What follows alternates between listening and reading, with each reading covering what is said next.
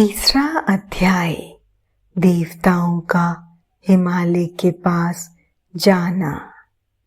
नारद जी बोले, हे ब्रह्मा जी, हे महामते, आपने अपने श्री मुख से मैना की पूर्व जन्म की कथा कही, जो कि अद्भुत व अलौकिक थी।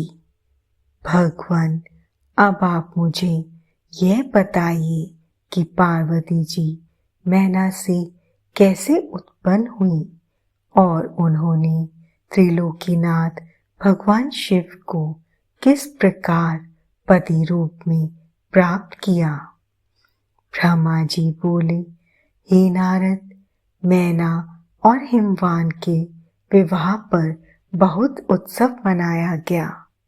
विवाह के पश्चात वे दोनों अपने घर पहुंचे। तब हिमालय और मैना सुखपूर्वक अपने घर में निवास करने लगे।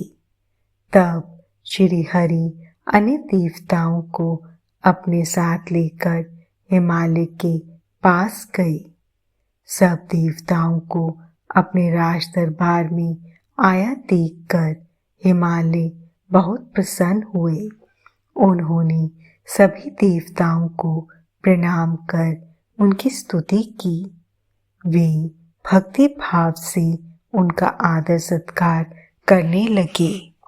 वे देवताओं की सेवा करके अपने को धन्य मान रहे थे। मुनि हिमालय दोनों हाथ जोड़कर उनके सामने खड़े हो गए और बोले, भगवान, आप सबको एक साथ अपने घर आया देखकर मैं प्रसन्न हूँ।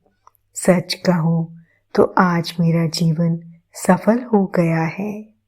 आज मैं धन्य हो गया हूँ।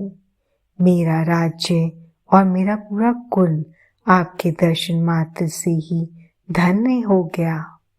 आज मेरा तप, ज्ञान और सभी कार्य सफल हो गए हैं। भगवान, आप मुझे अपना सेवक समझें और मुझे आज्ञा दें कि मैं आपकी क्या सेवा करूं। मुझे बताइए कि मेरे योग्य क्या सेवा है। गिरिराज हिमालय के ये वचन सुनकर देवतागण प्रसन्नता पूर्वक बोले, हे हिमालय, हे गिरिराज, देवी जगदम्बा उमा की प्रजापति दक्ष के यहाँ उनकी कन्या सती के रूप में प्रकट हुई। घोर तपस्या करने के बाद उन्होंने शिवजी को पति रूप में प्राप्त किया, परंतु अपने पिता दक्ष के यज्ञ में अपने पति का अपमान सह ना सकी और उन्होंने योग अग्नि में अपना शरीर भस्म कर दिया। यह सारी कथा तो आप भी जानते ही हैं। अब देवी जगदम्बा पुनः धरती पर अवतरित होकर शिवजी की अर्धांगिनी बनना चाहती हैं। हे हिमालय, हम सभी यह चाहते हैं कि देवी सती पुनः आपके घर में अवतरित हों। श्री विष्णु जी की यह बात सुनकर हिमालय बहुत प्रसन्न हुए और आदरपूर्वक बोले, भगवान, ये मेरे लिए बड़े सौभाग्य की बात है कि देवी मेरे घर आंगन को पवित्र करने के लिए मेरी पुत्री के रूप में प्रकट होंगी। तब हिमालय अपनी पत्नी के साथ और देवताओं को लेकर देवी जगदम्बा की शरण में गए। उन्होंने देवी का स्मरण किया और श्रद्धा पूर्वक उनकी स्तुति करने लगे। देवता बोले, हे जगदम्बे, हे उमे, हे शिवलोक में निवास करने वाली देवी, हे दुर्गे, हे महेश्वरी, हम सब आपको भक्ति पूर्वक नमस्कार करते हैं। आप परम कल्याणकारी हैं। आप पावन और शांति स्वरूप आदि शक्ति हैं। आप ही परम ज्ञानमयी शिव प्रिया जगदम्बा हैं।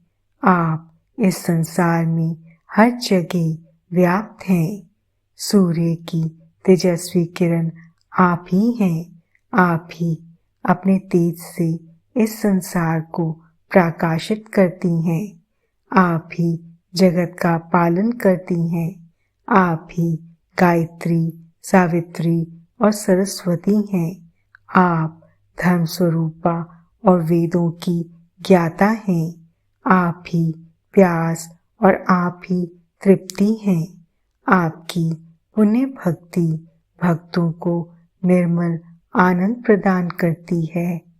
आप ही पुण्य आत्माओं के घर में लक्ष्मी के रूप में और पापियों के घर में दरिद्रता और निर्धनता बनकर निवास करती हैं। आपके दर्शनों से शांति प्राप्त होती है। आप ही प्राणियों का पोषण करती हैं तथा पंचभूतों के सार तत्व से तत्स्वरूपा हैं। आप ही नीति हैं और सामवेद की गीति हैं। आप ही ऋग्वेद और अर्थवेद की गति हैं। आप ही मनुष्यों के नाक, कान, आँख, मुंह और हृदय में विराजमान होकर उनके घर में सुखों का विस्तार करती हैं। हे देवी जगदम्बा, इस संपूर्ण जगत के कल्याण एवं पालन के लिए हमारी पूजा स्वीकार करके आप हम पर प्रसन्न हो। इस प्रकार जगजननी सती साध्वी देवी जगदम्बा उमा की अनेकों बार स्तुति करके सभी देवता उनके साक्षात दर्शनों के लिए दोनों हाथ जोड़कर खड़े हो गए।